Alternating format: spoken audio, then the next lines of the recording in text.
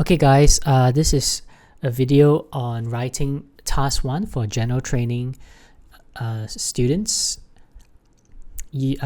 Task 2 is taught in class, so you guys are either already halfway through task 2 or you've completed task 2. Right, but this is going to be focused on task 1, and for both general training and academic IELTS, the task 1 requires you to focus a bit more on the tenses. All right, this is a grammar point. Understanding different tenses is something that you will need to pay more attention to in task 1, because in task 2, most of the time you're going to use the present simple tense, but for task 1, it's going to be slightly different. You are going to have to use the different tenses, especially the past simple tense, and perhaps the past continuous tense. But the point is that the tenses are very important in task 1. Okay, and I probably have told you a few times that in tenses are important not just in task 1 but also in speaking. Right, just take note of that. Speaking part 1 and part 2, you will need to use the past simple tense, the past tenses a lot, and most students don't use it. So just take note of that in speaking part 1, part 2, and for writing task 1. The past tense is normally used. Okay, again, it depends on the question and depends on the context, but most of the time you're going to have to use a bit of your past tense, and therefore it's slightly different from task 2. Okay, so let's get into task 1 right now. Okay, for task 1, this is a format that you can use. Firstly, let me just go through the big picture first. You have the greetings, then after that you will have the first paragraph, which we'll call it the introduction paragraph. Okay, your second, your third, and your fourth paragraphs basically are going to address the bullet points. All right, let me show you what I mean by the bullet points. So these are questions which are past year. They are questions from Cambridge IELTS book.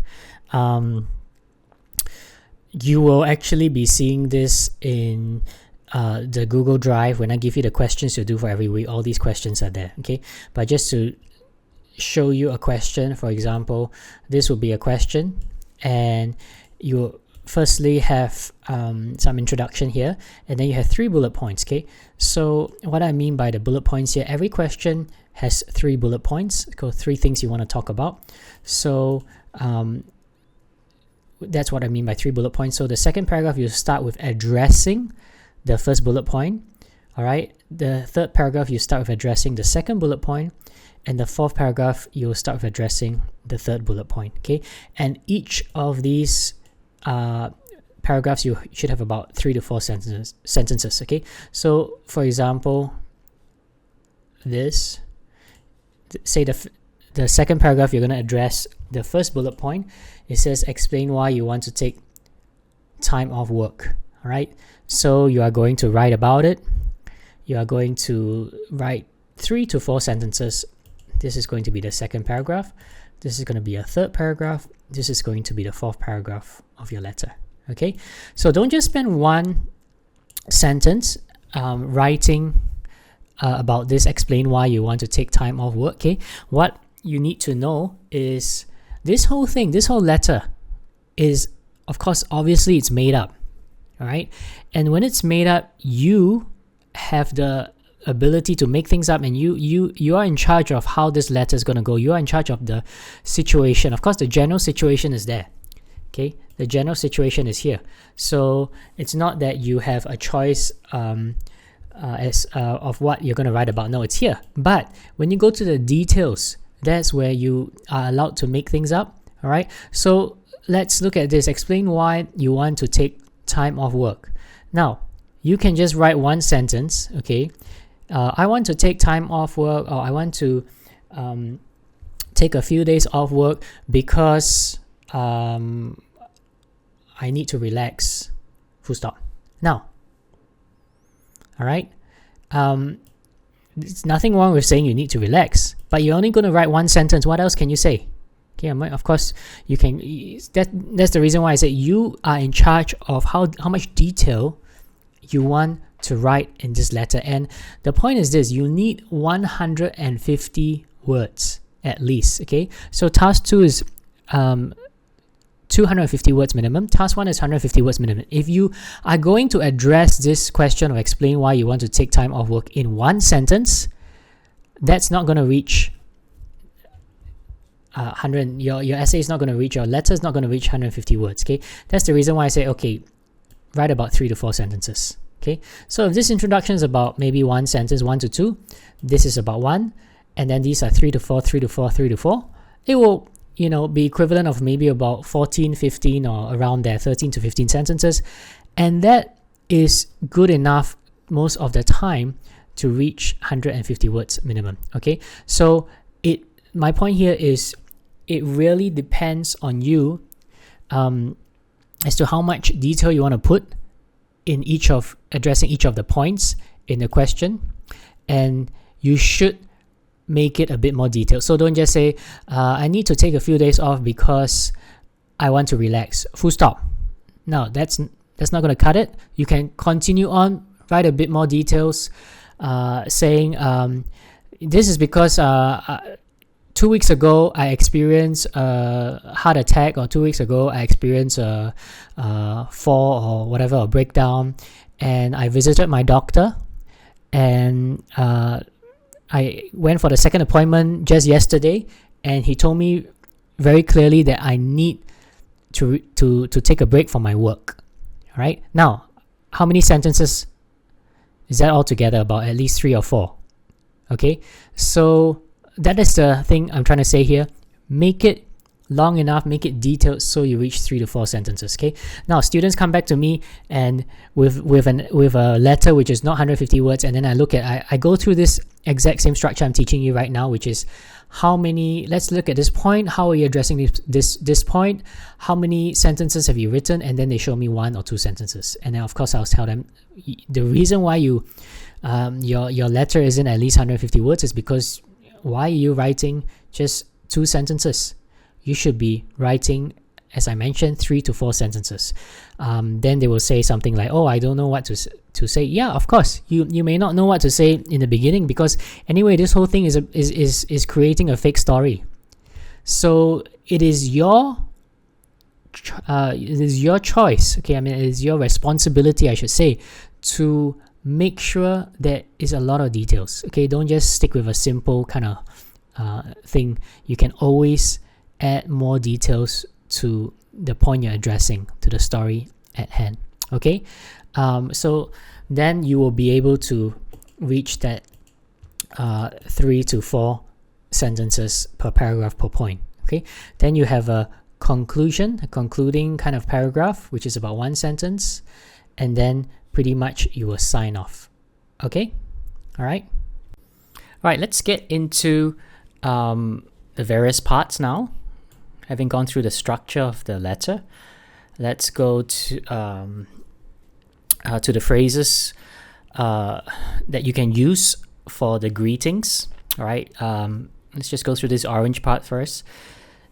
It says, before you start writing your letter, you need to note that the question will not tell you all the information you need to write your letter. Use your imagination to create additional information not mentioned in the question.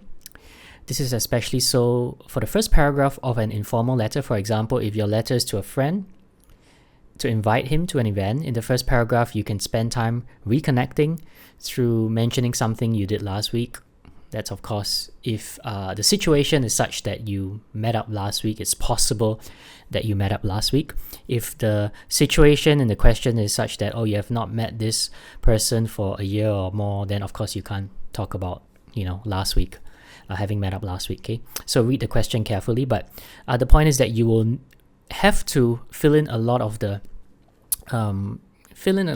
information that you're going to make up. All right, not just of course for informal letters, but also for formal letters. However, you would also need to use your imagination to add additional details when writing your formal letter, as the question wouldn't describe the full situation. For example, if you're asked to write a letter to your landlord to introduce yourself, you will need to imagine who you are.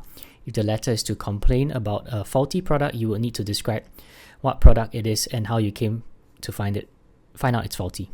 Okay, so fill in the information, fill in the missing parts, because the question is not going to tell you everything that you're going to write about. Okay, so let's go to the three. We're going to talk about three kinds of letters. Okay, firstly, there's a formal letter. Is what you call semi-formal letter, and there will be informal letters. Okay, now formal and semi-formal is very much the same, right? Informal letters to your friends, family, relatives, etc., people you know. All right, and formal and semi-formal letters are basically people you don't really know. Either you have not met. Okay, if you really have not met, then it's probably more formal. Okay. Because in your greetings you will say dear sir or madam, right? Because you don't know the person's name. It could be people you know you have met possibly, but of course there's still that formal relationship. For example, maybe your university lecturer, or a neighbor that you don't really know that well. Okay. Or your landlord or something like that. I mean, there's still that formal relationship. You're not like buddy, you're not so close. All right. So when you're not so close, you don't speak in informal language, basically. All right. So formal letters and semi-formal letters, the difference is just in a formal letter, you would not know the person's name. In a semi-formal letter, you know the person's name, the last name. Okay. So in the greetings for formal letters, dear sir or madam, semi-formal, dear Mr., Mrs., surname, right? And the difference also, it comes in the signing off, where for formal, you don't know the person's name, yours faithfully. If you know the name, yours sincerely. And for both, you will use the first name and the last name for yourself. So again, you got to make up your name, all right? It doesn't have to be your true name, all right? But put your first name and last name for both of these two letters. And for informal, you just say dear first name. For when you sign off, you could use something like best wishes, best regards, and then you just put your first name. That's all you need. Okay, so three kinds of letters. These two letters are very similar, as mentioned. This, of course, is different. Now, one thing that the examiner is looking for is your tone. All right, so if you go to the band descriptors for writing task 1, for 7, general training presents a clear purpose with the tone consistent and appropriate. So the tone has to be consistent. When I talk, when it talks about tone here, it's mentioning how you relate to the person. How is your tone basically? Are you, if it's a friend, of course, you have a friendly tone. If it's to, if you're writing a formal or semi-formal letter, then it has to be respectful and polite. That is the tone that's expected when you write to someone that you don't really know that well. Okay, so when you email your friends, sometimes you joke around. You could be playful. You could be, you could just write in a way that it's just you, and it's not. It wouldn't be considered rude, but if you write in too informal a way, the tone, all right, then that is the wrong tone when you are writing a formal or semi-formal letter, right? So the tone and appropriate, of course. So that is what the examiner is looking out for, right? All right, another difference is the use of contractions. In informal letters, you can use contractions. For example, you can say, I didn't see whatever, okay? Whereas these are contractions, apostrophe here.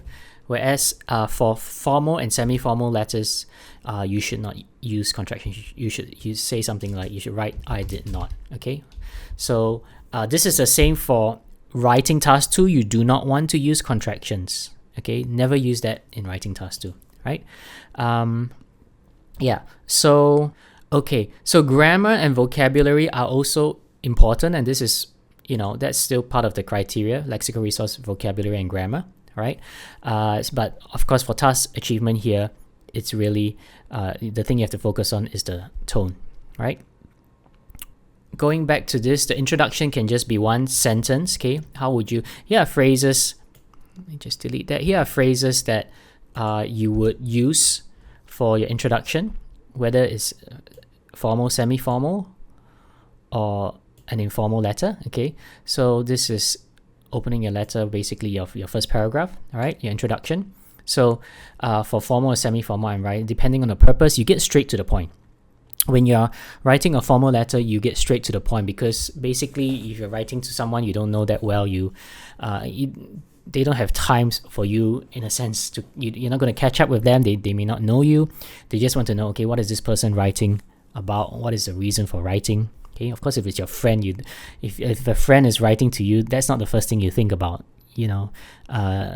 but when you don't know a person, all right, if somebody writes to you, you want to know, okay, what is this person writing to me about? There is a purpose. Okay, so you get straight to the point when you write a formal or semi-formal letter. So I'm writing blah blah blah, whatever it may be. Okay, you can use these various phrases for your introduction, which is just one sentence. If it's for the informal letter, you will basically catch up. All right, and you can say a lot of things. You can write a lot of things. Okay. Hi, how are you? I've not seen you in a long time, blah, blah, blah. Okay, whatever. Same, when you write an email to a friend that you have not talked to a long time, you can write whatever, you write.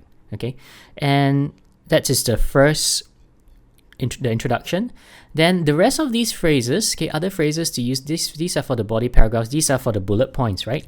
So in a, writing task 1 question, you always have 3 bullet points and 3 or 4 sentences for each. You're going to address each point, right?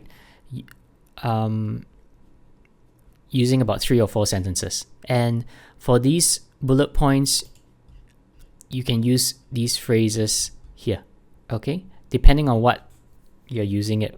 Depending on the purpose of, what your whole letter is about.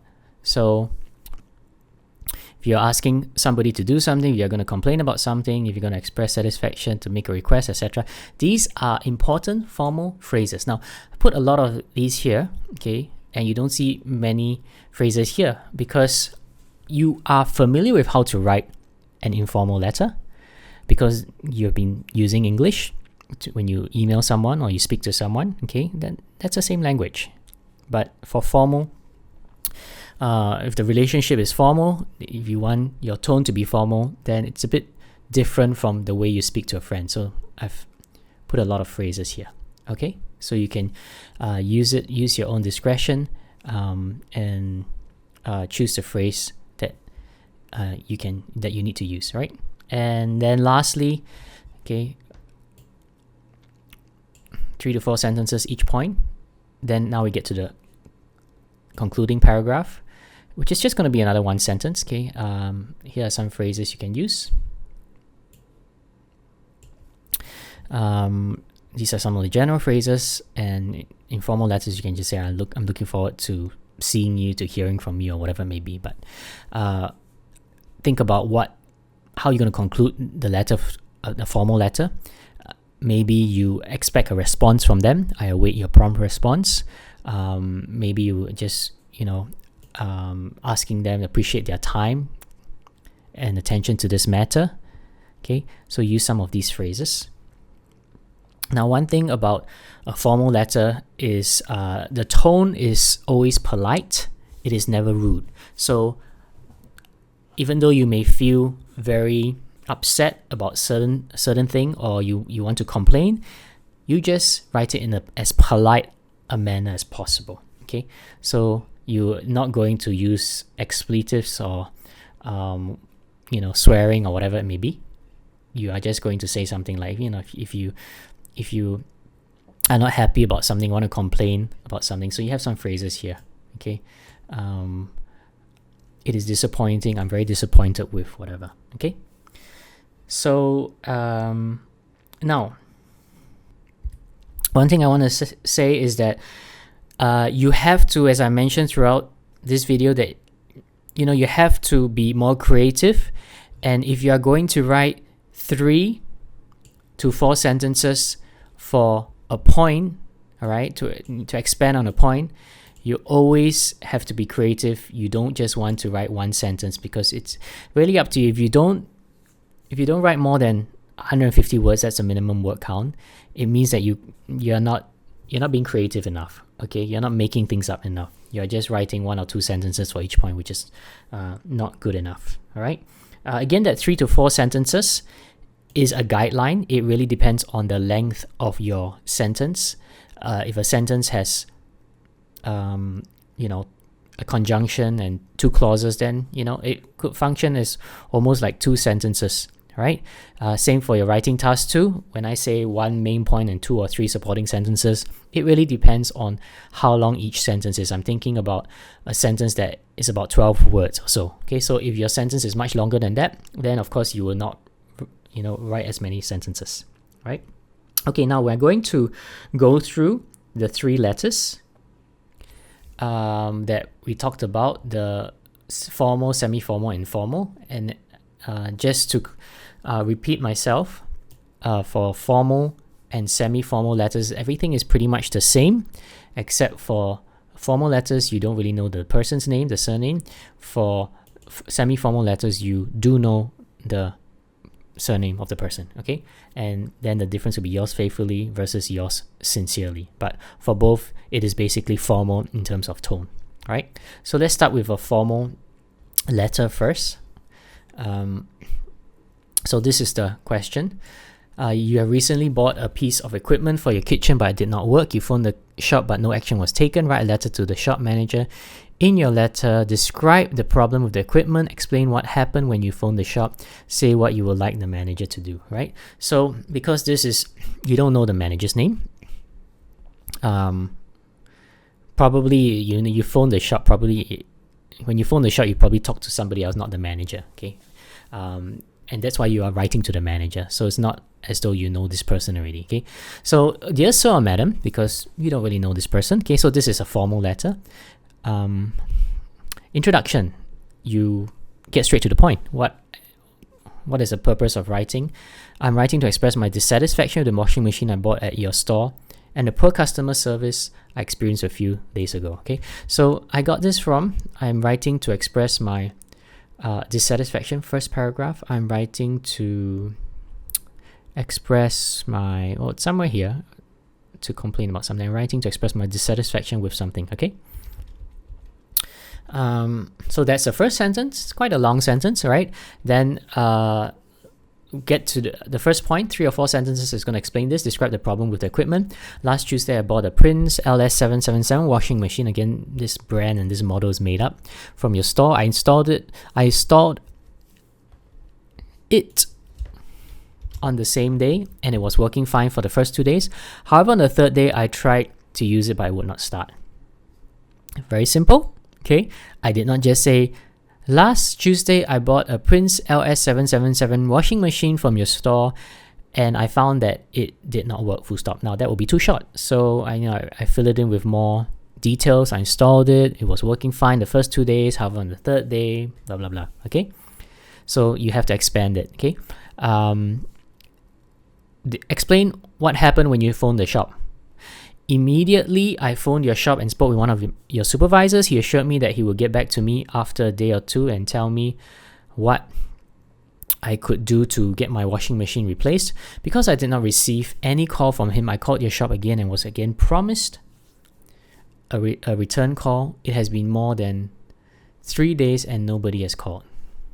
Right? So again, of course I'm making this up.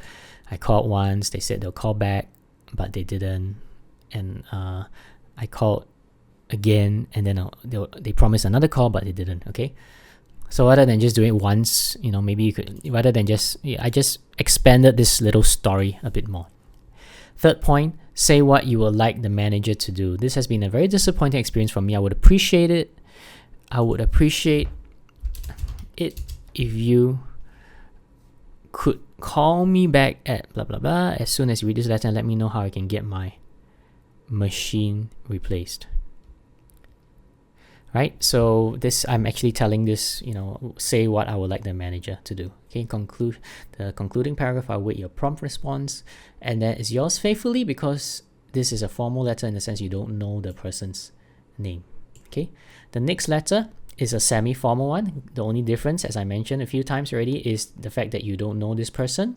The fact that you know this person here as opposed to the formal letter, and then because you write this person's name, the surname, you use sincerely rather than faithfully, right?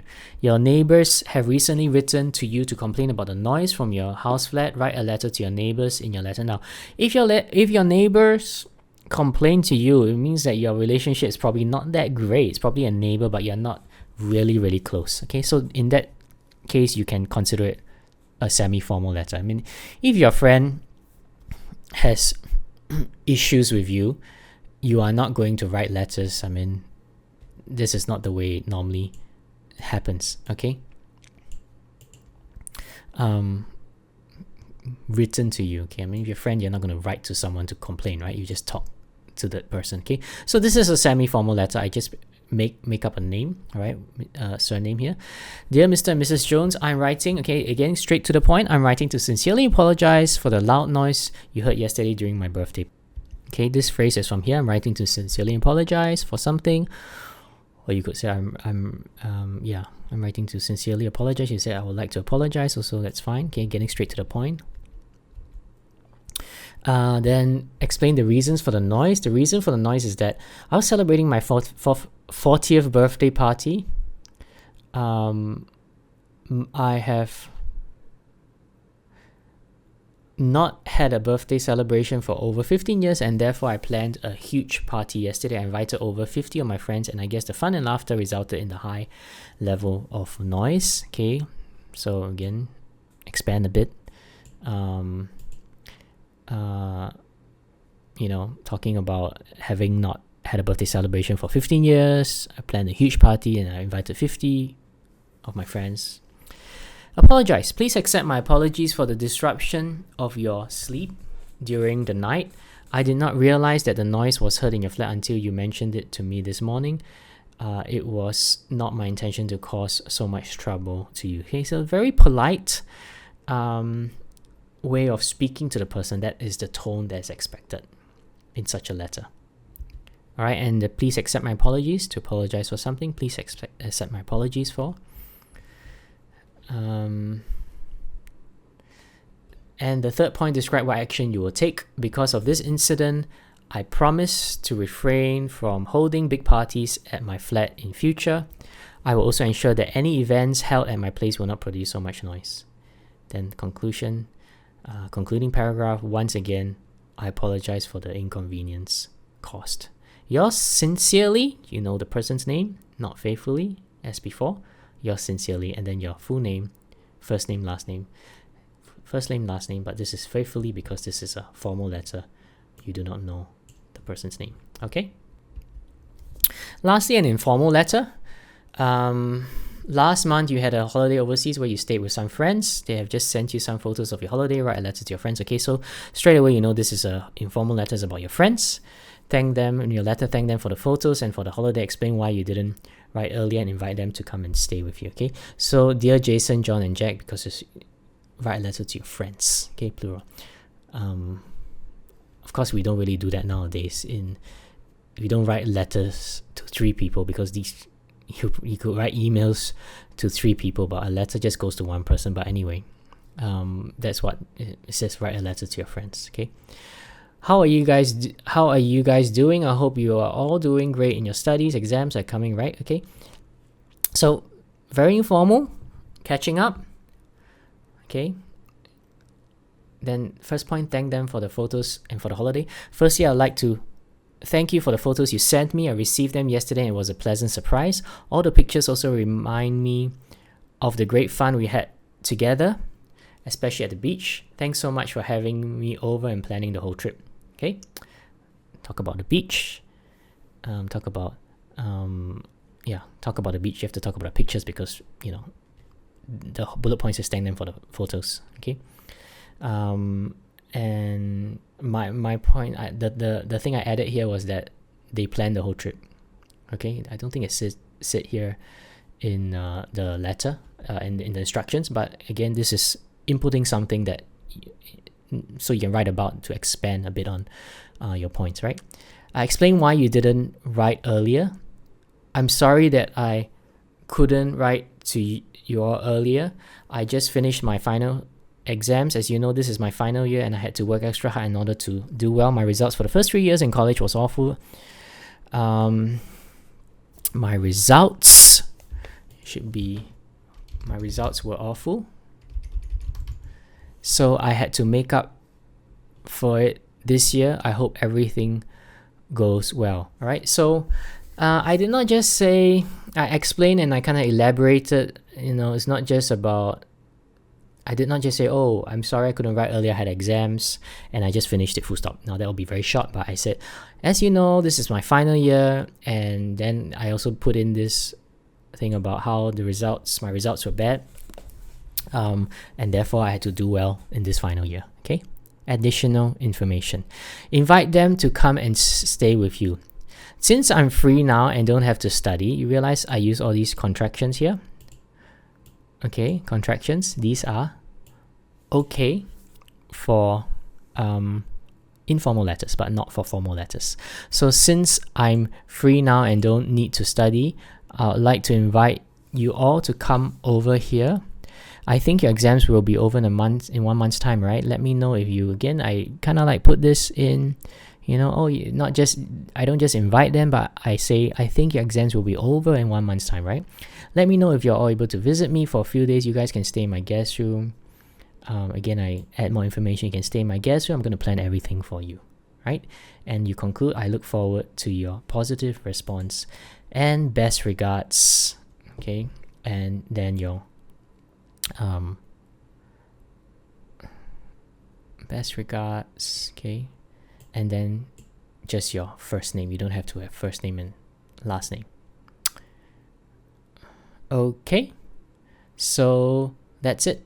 All right, so these are the 3 letters.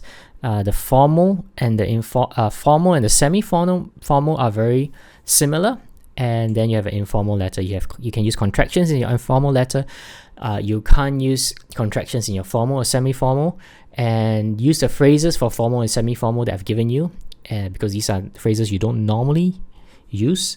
But I didn't give you many phrases for informal letters because you're just speaking to a friend, as you would normally. Okay.